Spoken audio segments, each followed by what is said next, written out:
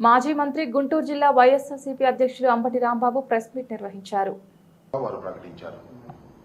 అంటే పుష్కర కాలం తర్వాత జరుగుతున్నటువంటి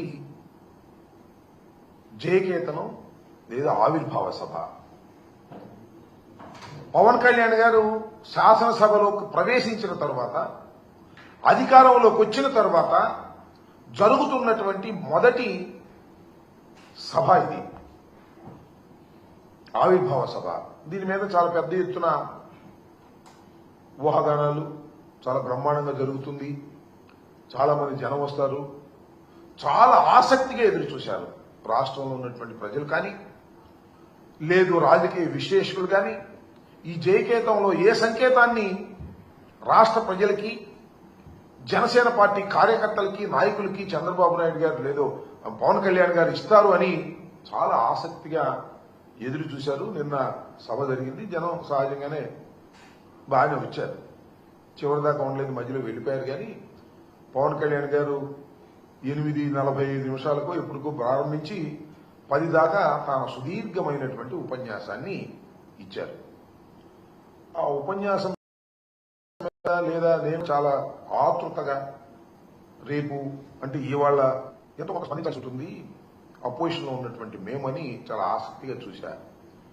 ఆసక్తిగా చూసిన తర్వాత నాకు అర్థమైంది, అసలు ఆయన ఏం చెప్పాలనుకున్నాడు, ఏమి చెప్పాడు, నాకు అర్థం కాకపోతే అర్థం కాకపోయింది, రాజకీయ విశ్లేషకులకు అర్థం కాకపోతే అర్థం కాకపోయింది, జన సైనికులకు అర్థం కాకపోతే అర్థం కాకపోయింది, కనీసం ఆయనకైనా అర్థమైందా అనేది నాకు అర్థం కాల.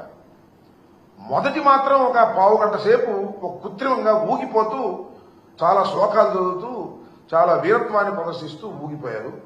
తర్వాత నార్మాలిటీకి వచ్చి మాట్లాడారు. ఒక మాట మాత్రం అన్నాడబ్బా, వాస్తవంగా ఒప్పుకోవాలి. నిలబడ్డాం, 4 దశాబ్దాల టీడీపీని నిలబెట్టాం. ఆయన నిలబడ్డాడు. 4 దశాబ్దాల పాటు ఉన్నటువంటి టీడీపీ పడిపోతుంటే దాన్ని నిలబెట్టాడంట. ఇవాళ కాదుగా, మేము దేవుడి నుంచి చెబుతున్నాం. అసలు టీడీపీ పార్టీని నిలబెట్టడం కోసమే పుట్టినటువంటి రాజకీయ పార్టీ మీది. టీడీపీని కాపాడుకోవడం కోసం ఏర్పాటు చేయబడినటువంటి పార్టీది. 2014 మార్చిలో జస్ట్ బిఫోర్ ఎన్నికలప్పుడు దీన్ని ప్రారంభించి ఒక బి టీమ్గా చంద్రబాబు నాయుడు గారు వదిలారు. కాపులందరినీ కట్టగట్టి, ఎందుకంటే డైరెక్ట్గా చంద్రబాబు నాయుడు గారి కాపుల్ని చేతుల్లోకి తీసుకోలేరు. ఈ రాష్ట్రంలో ఉన్నటువంటి కులాల చరిత్ర అలాంటిది. చంద్రబాబు నాయుడు గారు తెలుగుదేశం పార్టీ కాపు సామాజిక వర్గం మీద అనేకమైనటువంటి దుశ్చర్యలు చేసినటువంటి సమాజం ఆంధ్ర రాష్ట్రంలో ఉంది. అందులో డైరెక్ట్గా ఆయనతో మాట్లాడలేరు కాబట్టి కాపులతో పవన్ కళ్యాణ్ గారిని అక్కడ పెట్టి ఆయన నుండి అట్రాక్ట్ చేసి తద్వారా తన వైపు మరలించుకోవాలని